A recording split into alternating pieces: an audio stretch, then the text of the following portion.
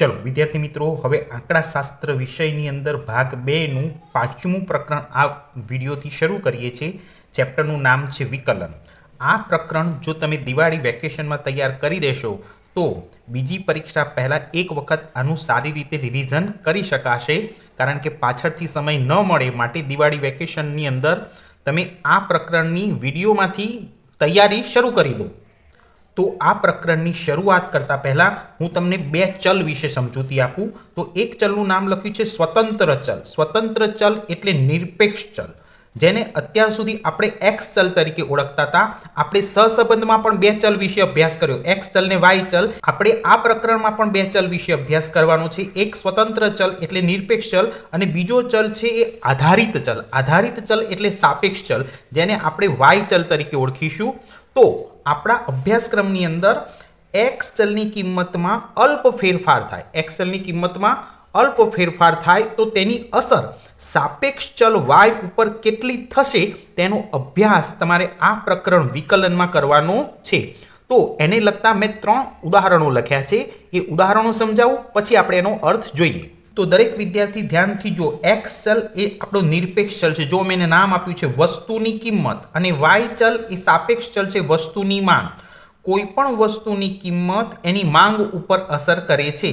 जो वस्तुनी किंमतमां अल्प फेरफार करवामां आवे, एटले 1 રૂપિયાનો फेरफार करवामां आवे तो सापेक्ष चल वाय नी किंमतमां केटलो फेरफार थशे ते विकलन परथी जाणी शकाय छे। ए ज रीते जाहेरात खर्चनी असर वेचाण उपर थाय छे। जो जाहेरात खर्च वधे तो वेचाण वधे छे, एटले जाहेरात खर्चमां केटलो फेरफार करवाथी वस्तुना वेचाण पर केटली असर थशे ए पण जाणी शकाय छे। ए ज रीते एक त्रीजुं उदाहरण समजीए। कोईपण कंपनीना खर्चमां जो घटाडो थाय तो कंपनीना नफामां वधारो थाय छे, अने कंपनीनो खर्च वधे तो कंपनीना नफामां घटाडो थाय छे। एटले आ एक्स चल निरपेक्ष चल कहेवाय अने एनी सापेक्ष चल पर असर, तेनी असर आपणे आ प्रकरणमां भणवानी छे। तो हवे आ 3 उदाहरण परथी हूँ एनो अर्थ साबित करी दઉં। चलो दरेक विद्यार्थीओ ध्यानथी जुओ। विकलननो एक सामान्य अर्थ छे कि निरपेक्ष चलनी किंमतमां, निरपेक्ष चलनी किंमत एटले एक्स नी किंमतमां अल्प फेरफार करवाथी सापेक्ष चलनी किंमतमां, सापेक्ष चलनी किंमत एटले वाय चलनी किंमतमां थता फेरफारना दरनो अभ्यास करवानी रीतने विकलन कहे छे। तो विकलननो आ एक सामान्य अर्थ में रजू कर्यो छे। परीक्षामां 1 मार्कमां पूछाय तो तमारे आ 2 स्टेप लखवाना। निरपेक्ष चलनी किंमतमां अल्प फेरफार करवाथी सापेक्ष चलनी किंमतमां थता फेरफार मापवानी रीतने विकलन कहे छे। हवे जो तमारे आ चेप्टर तैयार करवुं होय, विकलन तैयार करवुं होय तो एनुं एक सूत्र तैयार करवुं पड़शे अने सूत्रना आधारे विकलन करवानुं छे। तो हवे दरेक विद्यार्थीओ एना सूत्रनी समजूती मेळवी लो। तो सूत्र नंबर 1 करीने मैं लख्युं छे कि जो दाखलामां वाय विधेय आपेलुं होय त्यारे, दाखलानी रकमनी अंदर वाय विधेय आपेलुं होय तो दरेक विद्यार्थीओ पहेला एनो संकेत लखता शीखवानो। जो वाय विधेय आपेलुं होय तो एनो संकेत लखवानो dy/dx। आ एनो संकेत छे। हवे एनुं सूत्र कहे छे n गुण्या x n-1 घात। तो आमा आ n छे ने ए n एटले x नी उपर रहेली घात छे। n ने हवे आपणे दाखला गणती वखते घात स्वरूपे लईशुं। आपणा दाखलामां x नी उपर जे घात होय ने एने हवे आपणे शुं कहेवानुं? n कहेवानुं। हवे आ ज सूत्रने मैं बीजी रीते लख्युं छे कि जो दाखलामां f विधेय आपेलुं होय, एटले f विधेय आपेलुं होय ने तो एनो संकेत याद राखवानो f' is equal to n गुण्या x n-1 घात। तो दरेक विद्यार्थीओ ध्यानथी जुओ। सूत्र एनुं ए छे, मात्र संकेत बदलाय छे। जो y विधेय होय तो dy/dx लखाय अने जो f विधेय होय तो f' लखाशे। मात्र संकेत बदलवानो, सूत्र बदलवानी जरूर नथी। तो हवे आ सूत्रनी मददथी n गुण्या x n-1 आ सूत्रनी मददथी हूँ तमने अमुक नाना दाखला लईने विकलन करता शीखवाडुं। चलो हवे एवुं एक उदाहरण लईए। दाखला तरीके मैं 1 नंबरनुं स्टेप लखेलुं छे अने एमां लख्युं छे y विधेय लख्युं छे। जो y is equal to x नी 4 घातनुं विकलन शोधो। तो दरेक विद्यार्थीओ पहलुं स्टेप छे बेटा ध्यानथी जोजो। हूँ पहला नाना स्टेपनुं विकलन शीखवाडुं छुं।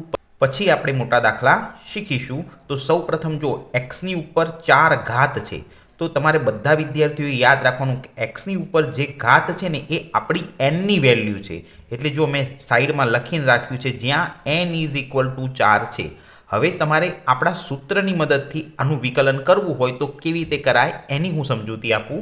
તો સૌપ્રથમ દાખલાની અંદર y વિધેય આપેલો હોય ને તો પહેલાં એનો સંકેત લખીશું dy/dx.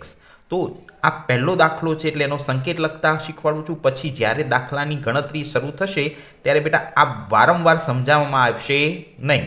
હવે સંકેત લખ્યા પછી એનું સૂત્ર લખ્યું n/x n-1 ઘાત. તો આપણા દાખલાની અંદર nની વેલ્યુ 4 છે. nની વેલ્યુ કેટલી છે? 4. તો જ્યાં n છે ને ત્યાં 4 m ના m લખી દીધા. હવે એની સાથે x ગુણાકારમાં છે તો 4ની સાથે x ગુણાકારમાં મૂકી દીધો. હવે nની વેલ્યુ 4 છે એટલે nની જગ્યાએ 4 લખી અને એમાંથી એક ઘાત ઓછી કરવાની. હવે આ સ્ટેપનું સાદું રૂપ આપવું હોય તો 4x m લખવાના અને 4માંથી એક ઘાત ઓછી કરો એટલે xની ઉપર 3 ઘાત વધે. તો તમારે હવે યાદ રાખવાનું કે xની 4 ઘાતનું વિકલન કરવું હોય તો 4xની 3 ઘાત થાય. આ વસ્તુ હું સૂત્રની મદદ લીધા વગર પણ આગળ શીખવાડીશ. તો પહેલાં તો એવું યાદ રાખો બેટા, સૂત્રની મદદથી આ રીતે નાના દાખલાઓનું વિકલન કરતા શીખો, પછી મોટા દાખલાનું વિકલન ડાયરેક્ટ કરતા આવડશે. હવે એ જ રીતે એક બીજો દાખલો, જો એમાં y વિધેય આપેલો છે, y વિધેય ઇઝ ઇક્વલ ટુ 3x² નું વિકલન શોધો. તો દરેક વિદ્યાર્થીઓ યાદ રાખજો, xની ઉપર જે 2 ઘાત છે ને એ આપણો n છે. તો n ઇઝ ઇક્વલ ટુ 2 કહેવાય. કોઈ વિદ્યાર્થી ભૂલથી આગળ આ જે 3 લખ્યા છે ને એ nની વેલ્યુ નથી, એ પદ xની સાથે ગુણાકારમાં છે એટલે આ n નથી, પણ એના ઉપર જે રકમ છે 2 એ ઘાત છે ને એ આપણો n છે. તો y માટે dy/dx લખી સૂત્ર લખવાનું n/x n-1 ઘાત. હવે દરેક વિદ્યાર્થીઓ આ સૂત્રની અંદર nની વેલ્યુ અહીં મૂકવાની છે, પરંતુ આ 3 છે ને આગળની સાઈડ છે, આ પદને કંઈ નહીં કરવાનું, એ પદ mનું m મૂકી દેવાનું. આ 3 mને m મૂકવાના, પછી nની વેલ્યુ 2 મૂકવાની, એની સાથે x ગુણાકારમાં છે એટલે 2ની સાથે x ગુણાકારમાં લઈ લેવાનો. હવે અહીંયા આગળ આપણી nની વેલ્યુ લખવાની 2 અને 2માંથી એક ઘાત ઓછી કરવાની છે. એટલે જો મેં નીચે લખ્યું છે 2માંથી એક ઘાત ઓછી કરવાની.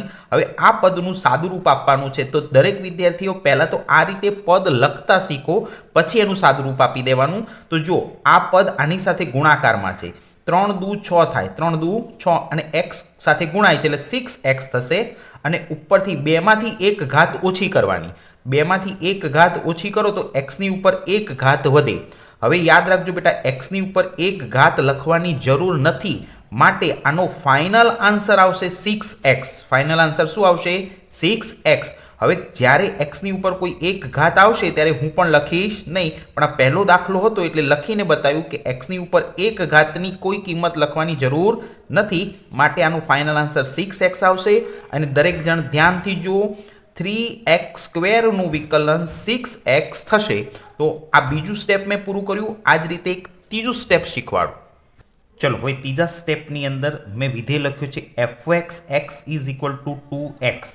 અહીંયા મેં y વિધેય નથી લીધો, f વિધેય લીધો છે. એટલે ખાલી સંકેત સમજાવવા માટે કે જો દાખલાની અંદર f વિધેય આપેલો હોય તો એનો સંકેત આ રીતે લખવાનો, f' ઇઝ ઇક્વલ ટુ કરી અને પછી સૂત્ર લખવાનું n/x n-1 ઘાત.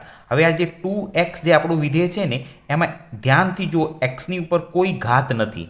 હવે યાદ રાખજો વિદ્યાર્થી મિત્રો કે જ્યારે xની ઉપર કોઈ ઘાત ન હોય એટલે માની લેવાનું કે nની વેલ્યુ 1 છે. અહીંયા ઘાત 1 તો છે જ, એટલે n ઇઝ ઇક્વલ ટુ 1 છે. હવે આપણે nની વેલ્યુ 1 લઈને દાખલાની ગણતરી કરીએ. તો દરેક વિદ્યાર્થીઓ જો આ 2 mના m નીચે ઉતાર્યા. હવે nની વેલ્યુ મૂકવાની 1, તો આ nની વેલ્યુ મૂકી અને એની સાથે x ગુણાકારમાં છે એટલે 1ની સાથે x ગુણાકારમાં લીધો. દાખલામાં nની વેલ્યુ 1 છે, 1માંથી એક ઘાત ઓછી કરવાની છે, એટલે 1માંથી એક ઘાત ઓછી કરીએ તો આના ઉપર 0 ઘાત વધશે. તો હવે કામ શું કરવાનું કે આ સ્ટેપનું સાદું રૂપ આપવાનું.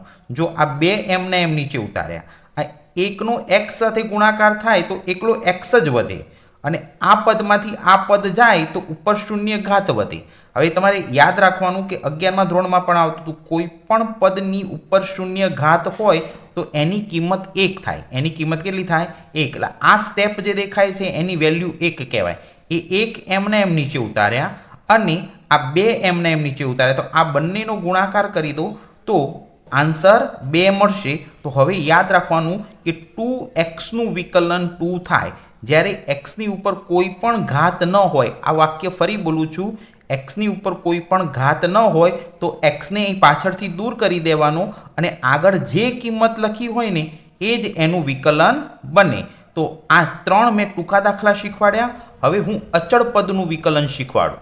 હવે દરેક વિદ્યાર્થીઓ અચળ પદનું વિકલન શીખો. તો જ્યારે દાખલાની અંદર કોઈ અચળ પદ આપેલું હોય તો એક નિયમ યાદ રાખો કે અચળ પદનું વિકલન હંમેશા શૂન્ય થાય. અચળ પદનું વિકલન હંમેશા શું થશે? શૂન્ય થશે. તો આવું એક ઉદાહરણ લઈને સમજાવું. જો દાખલા તરીકે મેં એક y વિધેય લખ્યો છે, y ઇઝ ઇક્વલ ટુ 5નું વિકલન કરો, આવો એક પ્રશ્ન પૂછાય તો આ 5ની પાછળ x ગુણાકારમાં નથી. આ 5 એકલા છે એટલે આ અચળ પદ કહેવાશે. હવે જ્યારે પરીક્ષાની અંદર આવું કોઈ અચળ પદ પૂછાય એની સાથે x ગુણાકારમાં ન હોય તો આનું વિકલન હંમેશા શૂન્ય થાય. આનું વિકલન હંમેશા શું થાય? શૂન્ય. એટલે y વિધેય છે એટલે dy/dx ઇઝ ઇક્વલ ટુ 0. જો પરીક્ષામાં વિકલ્પમાં કે ટૂંકા પ્રશ્નોમાં 1 માર્કમાં પૂછાય કે અચળ પદનું વિકલન કેટલું, તો અચળ પદનું વિકલન શૂન્ય થાય. તો હવે આપણે આ વિડીયોમાં સૂત્ર મૂક્યા વગર વિકલન કેવી રીતે કરવું ને એની સમજૂતી શરૂ કરીએ. મેં આગળ 4 સ્ટેપ જે શીખવાડ્યા એ સૂત્રની મદદથી શીખવાડ્યા, પણ હવે સૂત્ર મૂક્યા વગર દાખલો ગણવાનો છે.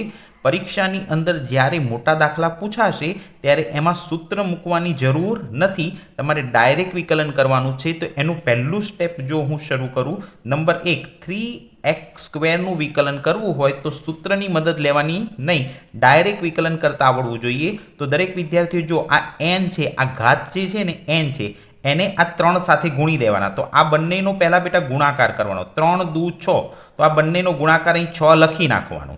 પછી શું કરવાનું કે xની ઉપર કેટલી ઘાત છે ને જોવાનું, એમાંથી એક ઘાત ઓછી કરવાની. 2માંથી એક ઘાત ઓછી કરો તો xની ઉપર એક જ ઘાત વધે, જે એક ઘાત લખવાની જરૂર નથી. એટલે આ x એમને એમ લખી દેવાનું. તો આનું વિકલન 3x² વિકલન થશે 6x. આવું ડાયરેક્ટ વિકલન કરતા આવડવું જોઈએ. હવે એ જ રીતે જુઓ 2 નંબરનું સ્ટેપ, 4xનું વિકલન કરવાનું છે. હવે આ બાબત ખાસ વિદ્યાર્થી યાદ રાખજો કે xની ઉપર કોઈ ઘાત ન હોય તો એક ઘાત છે એવું માની લેવાનું. પછી શું કરવાનું કે આ xને અહીંથી દૂર કરી દેવાનું અને આગળ જે કિંમત છે ને એ જ એનું વિકલન બનશે. આવું દરેક વિદ્યાર્થીઓ ડાયરેક્ટ તૈયાર કરવાનું છે, ગણતરી બતાવવાની જરૂર નથી. માટે અહીંયા આગળ જો 6x હોય તો એનું વિકલન 6 થાય, અહીંયા 7x હોય તો એનું વિકલન 7 થાય, પણ x પાછળથી દૂર કરવાનું અને આગળની કિંમત લખી દેવાની. હવે ચલો, હવે મેં અહીંયા ત્રીજું એક સ્ટેપ લીધું છે, એમાં કિંમત લીધી છે 7. એ અચળ પદ છે, એની પાછળ x ગુણાકારમાં નથી. મેં આગળ શીખવાડ્યું એ પ્રમાણે અચળ પદનું વિકલન હંમેશા શૂન્ય થાય. તો મેં તમને આ જે 3 સ્ટેપ અહીં બતાવ્યા એમાં ક્યાંય સૂત્ર વાપર્યું નથી. આ રીતે દરેક વિદ્યાર્થીઓએ ડાયરેક્ટ વિકલન કરતા શીખવાનું છે. હવે હું તમને આ ચેપ્ટરના સ્વાધ્યાયના દાખલાની શરૂઆત કરું. ચલો, મારો પહેલો ટોપિક છે આપેલું વિધેય વધતું વિધેય છે કે ઘટતું વિધેય છે તે નક્કી કરવાના દાખલા. જો પરીક્ષાની અંદર આ ટોપિક પૂછાય તો સી વિભાગની અંદર 2 માર્કમાં આ ટોપિક પૂછાશે. તો દરેક વિદ્યાર્થીઓ તમારી ટેક્સ્ટબુકની અંદર વિભાગ સી કાઢો. દાખલા નંબર 14 ચોપડીના પાના નંબર 197 ઉપર છે. જ્યાં સુધી તમે ટેક્સ્ટબુકની અંદર રકમ નહીં જુઓ ત્યાં સુધી તમને બેટા ખ્યાલ નહીં આવે. તો દરેક વિદ્યાર્થી ટેક્સ્ટબુકમાં 197 નંબરનું પેજ કાઢે, એમાં 14 નંબરના દાખલાની રકમ તમારી સામે રાખજો. હું પહેલાં રકમ સમજાવું પછી દાખલાની ગણતરી બતાવું. તો જો રકમ આ રીતની છે, વિધેય y is equal to 12 + 4x - 7x ની 2 ઘાત. હવે આને વિધેય કહેવાય. આ y વિધેય આપેલું છે. આ વિધેય વધતું છે કે ઘટતું છે ને એ દાખલામાં પ્રશ્ન છે. તો પ્રશ્ન આ રીતનો કે x ઇઝ ઇક્વલ ટુ 2 આગળ વધતું છે કે ઘટતું છે તે નક્કી કરો. હવે પરીક્ષાની અંદર વિધેય વધતું છે કે ઘટતું એવો પ્રશ્ન પૂછાય તો તમારે પહેલું કામ બેટા આ જે વિધેય આપ્યું છે ને એનું વિકલન કરવું પડે, એનું વિકલિત કરવું પડે. વિકલન કરવાની ક્રિયાને વિકલિત કહે છે.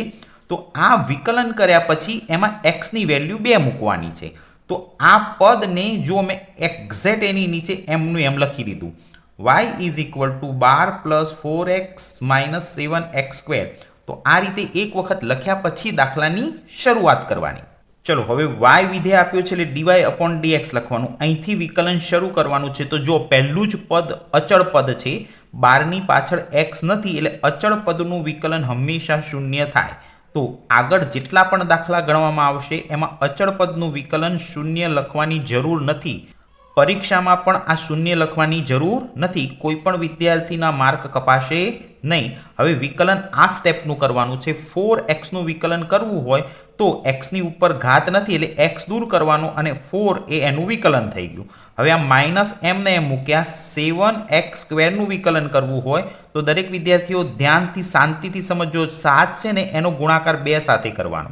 તો પહેલું કામ 7 દૂ 14 લખવાના. પછી એક્સની ઉપર એક ઘાત ઘટાડી દેવાની. 2માંથી એક ઘાત ઘટાડો તો એક્સ એમને એમ આવે. તો આ સ્ટેપ 7x² વિકલન 14x થશે. તો હવે ફાઇનલ આન્સર 4 એમને એમ લખ્યા માઇનસ 14x તો માઇનસ 14x. તો આ વિધેયનું વિકલન 4 માઇનસ 14x થશે. હવે તમારે શું કરવાનું છે? તો દાખલાની અંદર એક્સની કિંમત આપી છે 2. આ 2 ને છે ને બેટા તમારે આ એક્સની કિંમત જ્યાં છે ત્યાં લખવાની છે અને આનું સાદુરૂપ આપીએ ત્યારે જ આપણને ખબર પડે કે આ વિધેય વધતું છે કે ઘટતું છે. તો હવે હું શું કરીશ? આની અંદર એક્સની કિંમત મૂકી અને પછી ગણતરી કરીશ.